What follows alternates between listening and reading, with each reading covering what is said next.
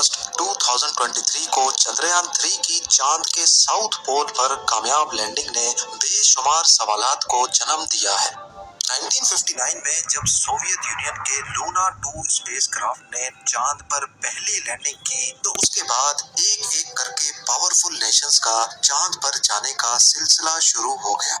अभी तक total 12 countries की जानिब से 138 मून मिशंस लॉन्च किए जा चुके हैं। तो अब सवाल उठता है कि चंद्रयान 3 ने ऐसा क्या किया है जिसकी वजह से पूरी दुनिया में इंडिया की धूम मची हुई है। बेशक अभी तक 138 लूनर मिशंस हुए हैं, लेकिन इसरो ने असल में वो कारनामा अंजाम दिया है जिसको आज तक कोई भी नहीं कर पाया। पहली बात तो ये कि इंडिया वो पहली कंट्री है जिसने चांद के साउथ पोल पे कामयाब लैंडिंग की है। साउथ पोल यानी चांद का निचला हिस्सा बेशुमार क्रेटर्स, बड़े बड़े पत्थरों और खतरनाक खाइयों से भरा हुआ है, और क्योंकि यहाँ सूरज ज्यादातर सेट ही नहीं होता, इसी वजह से ये खाइयां और बड़े बड़े क्रेटर्स परमानेंट शेडोज बना देते हैं जहाँ बिल्कुल अंधेरा होता है। और जाहिर है जब लाइट ही नहीं होगी तो यहाँ लैंडिंग कितनी मुश्किल हो पाएगी। इसके अलावा चांद का एटमॉस्फेयर अर्थ की तरह थिक नहीं है। इसका मतलब है कि जिन एरियाज पर सनलाइट पड़ती है वहाँ टेम्परेचर 120 डिग्री सेल्सियस तक पहुँच जाता है, और जहाँ लाइट नहीं पड़ती वहाँ -250 डिग्री सेल्सियस। साउथ पोल पे इन शेडोज में इतनी ठंड होने की वजह से ऐसा माना जाता है कि यहाँ पर वाटर आइस मौजूद है, जो कि साइंटिफिक एतबार से दिलचस्प तो है, लेकिन ये एक्सप्लोरेशन में काफी मुश्किलात भी खड़ी कर सकती है। और जो सबसे बड़ा मसला यहाँ फेस करना पड़ता है वो है कम्युनिकेशन। चांद को देखा जाए तो इसका साउथ पोल अर्थ से ज्यादा दूर भी है, और इसका कर्वेचर अर्थ का व्यू भी ब्लॉक कर रहा है। यहाँ लैंडिंग के वक्त रेडियो सिग्नल लॉस्ट होने का खदशा भी रहता है। 7 सितंबर 2019 को चंद्रयान 2 का विक्रम लैंडर चांद के साउथ पोल पे लैंड करने के लिए ऑर्बिटर से अलग होता है। इसमें लगे थ्रस्टर्स का काम लैंडर की स्पीड को कम करना था। सब कुछ प्लान के हिसाब से चल रहा था, लेकिन चांद के सरफेस से सिर्फ 2100 मीटर्स के डिस्टेंस पर विक्रम लैंडर का अर्थ पर मौजूद इसरो की टीम से कांटेक्ट टूट गया।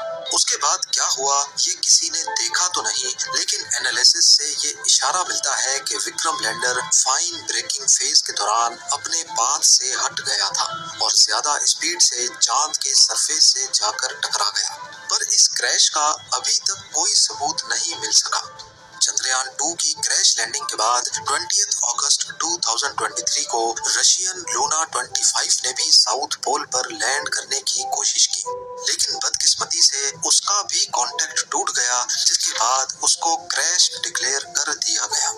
तो अब सवाल उठता है कि साउथ पोल अगर स्पेस क्राफ्ट लैंडिंग के लिए इतना डिफिकल्ट है तो फिर यहाँ जाने की जरूरत ही क्या है। इसका सीधा सादा जवाब है फ्यूचर स्पेस मिशंस के लिए अपनी मुश्किलें आसान करना।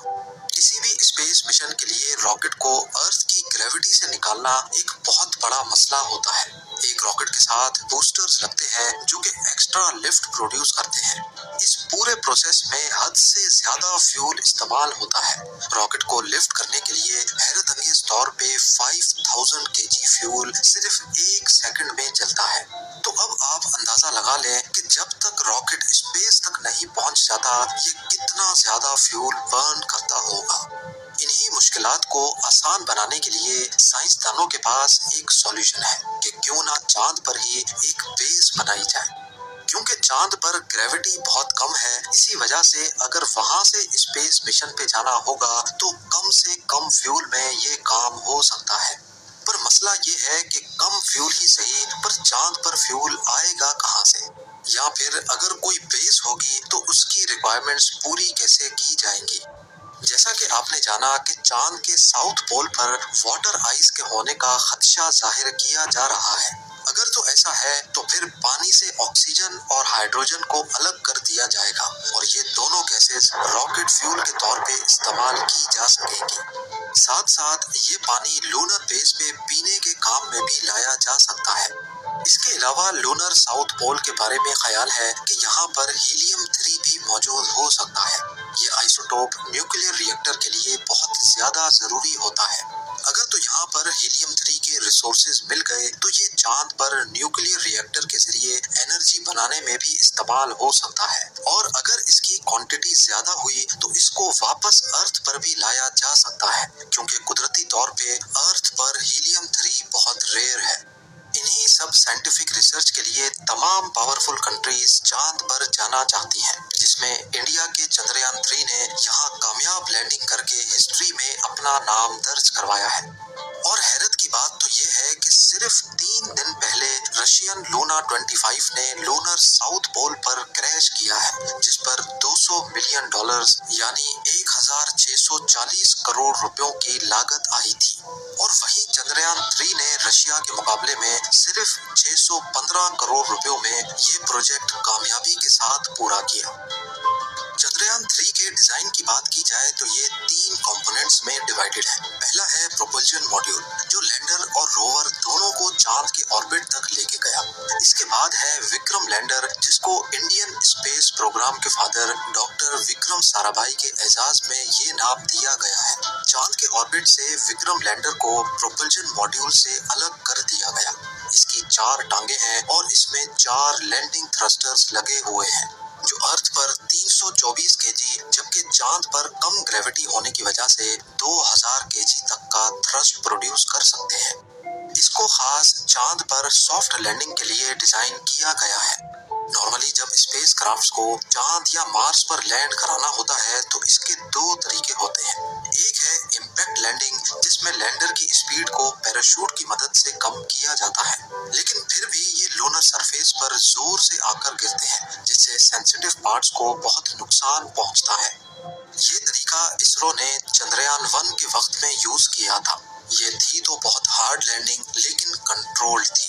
इस मिशन को टोटल 2 सालों के लिए प्लान किया गया था, लेकिन शायद हार्ड लैंडिंग की वजह से इंस्ट्रूमेंट्स को नुकसान हुआ और 312 दिन के बाद ही चंद्रयान 1 का इसरो से कॉन्टैक्ट टूट गया। दूसरा तरीका है सॉफ्ट लैंडिंग, जिसमें लैंडर चांद के सरफेस के करीब पहुंचकर अपने थ्रस्टर्स को ऑन कर देता है। ये थ्रस्टर्स लैंडर की सिर्फ स्पीड को ही कम नहीं करते, बल्कि ये अपनी डायरेक्शन चेंज करके लैंडर को लैंडिंग साइट तक भी लेके जाते हैं।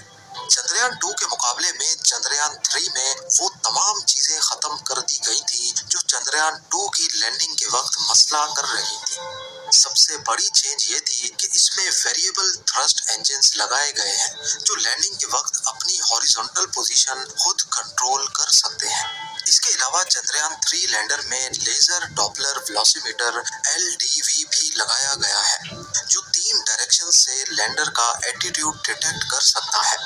इसरो ने चंद्रयान 3 के विक्रम लैंडर को काफी मजबूत रखा है, इंस्ट्रूमेंट्स का आपस में कनेक्शन ज्यादा बेहतर बनाया है और एक्स्ट्रा बैकअप सिस्टम लगाए हैं, ताकि लैंडिंग के वक्त अगर कोई मसला होता भी है तो लैंडर को कम से कम नुकसान पहुंचे। लैंडर के अंदर मुख्तलिफ साइंटिफिक इंस्ट्रूमेंट्स तो हैं ही, लेकिन साथ एक रोबोटिक रोवर भी मौजूद है। 26 केजी का प्रज्ञान रोवर करीब 1 मीटर तक लंबा है। ये चांद की मुख्तलिफ लोकेशंस पर जाकर ऑन साइट एक्सपेरिमेंट्स करेगा। जो सैंपल्स वो खुद टेस्ट नहीं कर पाएगा, उसको वो विक्रम लैंडर तक लेके आ पाएगा। अगर ये तमाम रिसर्च बिल्कुल ठीक अंदाज में हो गई तो इंडिया साउथ पोल में लैंड करने के साथ साथ यहाँ रिसर्च करने वाला पहला देश भी कहलाया जाएगा। लॉन्च की बात की जाए तो चंद्रयान 3 को LVM-3M4 रॉकेट के जरिए 14 जुलाई 2023 वाले दिन सतीश धावन स्पेस सेंटर से लिफ्ट किया गया था। पहले 14 जुलाई से लेकर 1 अगस्त तक ये अर्थ को ही ऑर्बिट करता रहा, जिसको ऑर्बिट रेजिंग फेज कहा जाता है। इसमें स्पेसक्राफ्ट को अर्थ के गिर्द कुछ इस तरह से ऑर्बिट कराया जाता है। ये तरीका इसलिए इस्तेमाल किया जाता है ताकि स्पेसक्राफ्ट अर्थ की ग्रेविटी को इस्तेमाल करके अपनी स्पीड बहुत ज्यादा तेज कर सके। 1 अगस्त को इसकी स्पीड अर्थ के ऑर्बिट से निकलने के लिए काफी हो चुकी थी। इसी मौके पर इसरो ने इसकी डायरेक्शन चांद की तरफ कर दी। इस एनिमेशन में ब्लू डॉट अर्थ है, पर्पल लाइंस चंद्रयान 3 का ऑर्बिट और ग्रीन लाइंस चांद का ऑर्बिट है। इसी तरह चांद के गिर्द भी इसका ऑर्बिट कुछ इस तरह का था। पहले दिन इसने चांद के गिर्द एक बहुत बड़ा ऑर्बिट किया, फिर एक एक दिन करके ये चांद के गिर्द और करीब आता गया। 17 अगस्त को विक्रम लैंडर प्रोपल्शन मॉड्यूल से अलग होकर चांद के और करीब आ गया और फिर 23 अगस्त को जब ये फासला सिर्फ 30 किलोमीटर रह गया तो थ्रस्टर्स ऑन करके ब्रेकिंग सिस्टम एक्टिवेट कर दिया गया। जब आखिर के सिर्फ 150 मीटर रह गए तो विक्रम लैंडर को 30 सेकंड्स के लिए होवर करवाया गया ताकि कोई परफेक्ट लैंडिंग स्पॉट ढूंढकर वहां लैंड करवाया जा सके। और फिर फाइनली 6:02 पे विक्रम लैंडर ने चांद के साउथ पोल पे लैंड करके एक नई तारीख कायम कर दी। पर क्या वजह है कि अपोलो 11 ने चांद का ये सफर सिर्फ 3 दिन में तय किया जबकि चंद्रयान 3 को पूरे 40 दिन लग गए। असल में ऐसा नहीं है कि चंद्रयान 3 चांद पर जल्दी नहीं पहुंच सकता था, ये सारी बात है प्रायोरिटीज की। अपोलो 11 एक क्रूड मिशन था, यानी ये वो पहला स्पेसक्राफ्ट था जिसको ह्यूमंस के साथ चांद पर लैंड करना था। यहाँ प्रायोरिटी क्रू को बाहिफाजत चांद तक लेके जाना और फिर वापस भी लाना था। इसी वजह से अपोलो 11 स्पेसक्राफ्ट के प्रोपल्शन सिस्टम को इतना स्ट्रॉन्ग रखा गया कि वो कम टाइम में ही इतनी स्पीड अचीव कर ले जिससे वो अर्थ की ग्रेविटी से बाहर निकल सके। दूसरी तरफ चंद्रयान 3 में कोई इंसान नहीं था। ये एक रिसर्च मिशन है जिसमें प्रायोरिटी जल्दी पहुंचना नहीं बल्कि अपने साइंटिफिक मकसद को हासिल करना है। चंद्रयान 3 की सक्सेसफुल लैंडिंग के बाद अब एक बहुत अहम सवाल उठाया जा रहा है कि जब चांद पर सनलाइट नहीं पड़ेगी तो विक्रम लैंडर और प्रज्ञान रोवर का क्या होगा, क्योंकि ये सोलर एनर्जी के जरिए ही खुद को ऑपरेट कर सकते हैं। चांद के साउथ पोल पे 14 अर्थ डेज तक सनलाइट पड़ती है और अगले 14 दिनों तक मुकम्मल अंधेरा रहता है। इस दौरान प्रज्ञान रोवर का इसरो के साथ कांटेक्ट टूट जाएगा, लेकिन वो विक्रम लैंडर के साथ कांटेक्ट में होगा और फिर विक्रम लैंडर इम्पोर्टेंट इंफॉर्मेशन को इसरो की टीम तक रिले कर पाएगा। इन 14 दिनों के अंधेरे में ये अपनी बैटरी पावर को बचाने के लिए कोई काम नहीं करेंगे ताकि ऐसा ना हो कि पावर खत्म होने की वजह से इनका मेन कंप्यूटर बंद हो जाए। ये मिशन तब तक चलता रहेगा जब तक कि कोई मसला ना हो जाए और इसरो का लैंडर और रोवर के साथ कांटेक्ट हमेशा हमेशा के लिए टूट ना जाए। पर एक बात तो तय है कि विक्रम लैंडर और प्रज्ञान रोवर वापस अर्थ कभी लौट कर नहीं आएंगे, क्योंकि इनमें सिर्फ उतना फ्यूल ही था जितना लैंडिंग के वक्त इस्तेमाल हुआ था। ये वो चांद की वीडियो है जो लैंडिंग से सिर्फ 8 दिन पहले चंद्रयान 3 के पोजीशन डिटेक्शन कैमरा से रिकॉर्ड की गई थी और ये